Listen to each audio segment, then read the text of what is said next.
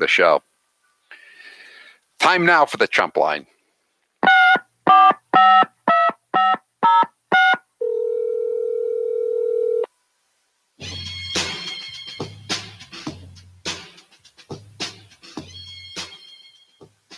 The Democrats are so forward-thinking, they have solutions even before the problems.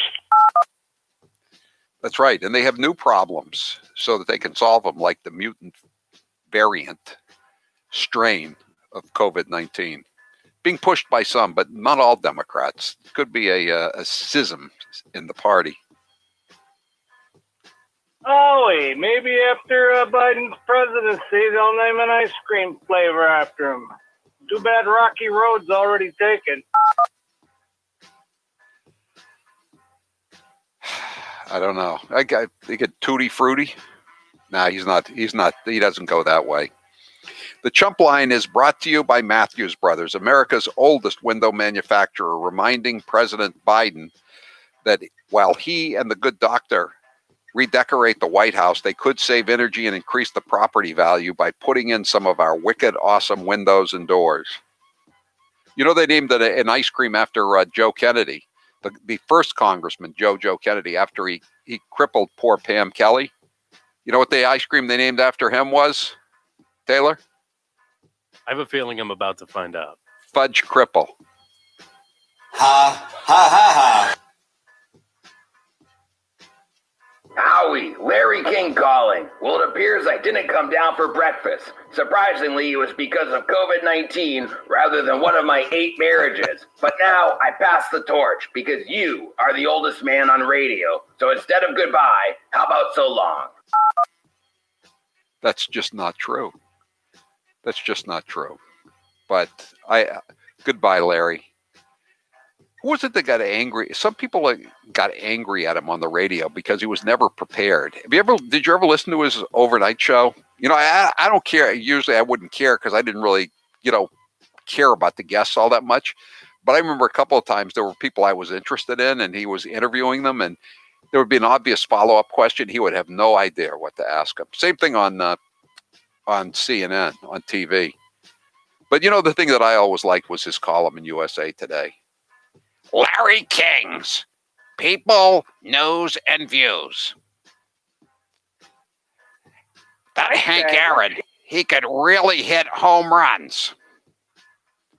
Do you realize Tom Brady's going back to the Super Bowl? He was a font of wisdom, that guy. Telling you things you never would have thought of otherwise. I say, let's impeach Barack Obama. He's not allowed to have a third term. I was glad to see Mark Stein today filling in for Rush. I was listening to him when Grace was on break, and he was talking about Oliver Cromwell being dug up. It's such an obvious historical parallel that what they're trying to do to Trump, impeaching him after he's left office. They dug up Cromwell after he was dead and tried him for treason. Howie, Gavin Newsom is following the science, the political science.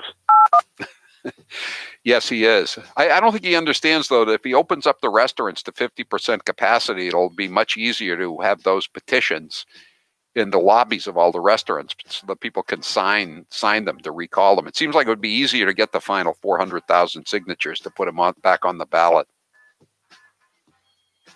I guess the new virtue signal is to wear 2 masks instead of 1 mask.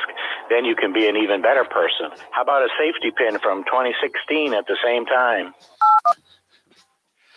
Yeah, that is the new thing. In case you haven't heard, two masks are better than 1. I don't know what good a mask. Dr. Fauci himself said a mask doesn't mean anything. So if 1 mask doesn't mean anything, why do 2 masks mean something? Hey, Howie, do we really have to sit through another procession with Nancy Pelosi holding a wooden box of pens? They look like the Addams family marching down the aisle. Yeah, that's what Greg Gutfeld said when they did it the first time, didn't he? He said it looked like an Addams family wedding. Yeah. And I'm sure she was wearing the same dress that she wore the first time because she's really into that historical precedent when it comes to clothes, like anybody else in the world cares. Lovey, I'm so elated to hear that Tom Bradley won the football match. Now he and his Boston Patriots football club are heading to the Super Cup. Perhaps we can arrange for James Taylor to perform Sweet Adeline in the 7th inning stretch. Did you see a lot of the big advertisers, traditional companies that spend millions on the Super Bowl ads are pulling out this year just because they're concerned that they won't hit the right note? They're, I guess Budweiser doesn't think it can, have its usual lighthearted ad, the goofy stuff. Coke is out. Pepsi is out. Avocados of Mexico are out. I think it's a pretty good move on their part, because what can you say in this situation? You're just going to piss off half the country, whatever you do. And the ads are $5.5 million. On the other side, who the hell is watching regular TV anymore, including cable TV?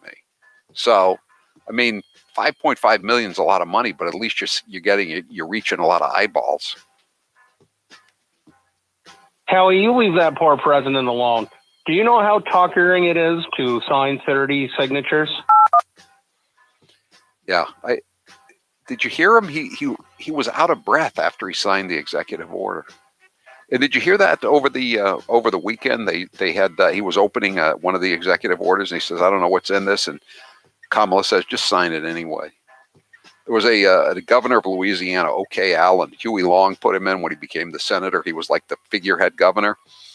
And they used to say of O.K. Allen that if he had the window open in his office and a leaf blew in and landed on his desk, he would have signed it. I'm getting the same vibe from Dementia Joe. I wonder what Biden's chances would have been if back in October he had said, "Oh, there's nothing we can do to slow down the rate of transmission." I know. He said, "I have a plan." Those were his exact words. I saw the tweet this weekend. It was from October 15th. "I have a plan." How was that any different than Nixon's secret plan to end the war in Vietnam? There was no secret plan for Nixon. There was no plan for Biden. But only one of them took grief.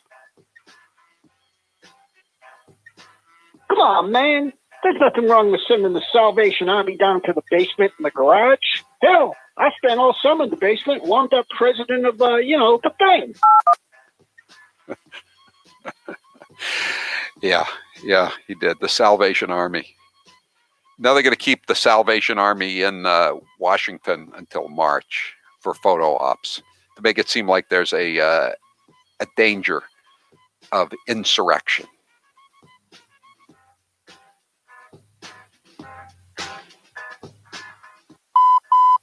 That was your last CHUMPLINE message. Thank you for calling Howie Carr, you chump. You know what Peter Ducey should have yelled at him at the end of the thing? Salute the Marines. Would he have repeated salute the Marines, or would he have saluted the Marines? I'm going to say the former, because we already have evidence of that, right? That's it for the Chump Line today. The Chump Line is the recorded voicemail message service of the Howie Carr Show. You can call and leave a message at any hour of the day or night, including weekends. The Chump Line number, if you'd like to leave such a message. By the way, it's not any hour of the day or night. It's between 1 and 4 every afternoon. The Chump Line number, if you'd like to leave that message between 1 and 4 every afternoon, is 844-500-4242, 844-500-4242. Press 2 for the Chump Line. Leave your message. We may or may not play it at this time each weekday. If you want to hear more Chump Line messages that we left on the cutting room floor, you can at 7 o'clock tonight. We'll post Chopped Chumps, all the other messages of the day. Get Chopped Chumps as a podcast wherever you get your Howie Carr Show podcast. The Chump Line is brought to you by Matthews Brothers, America's oldest window manufacturer, reminding President Biden that when he and the good doctor redecorate the White House, they could save energy and increase the property value by putting in some of our wicked awesome windows and doors.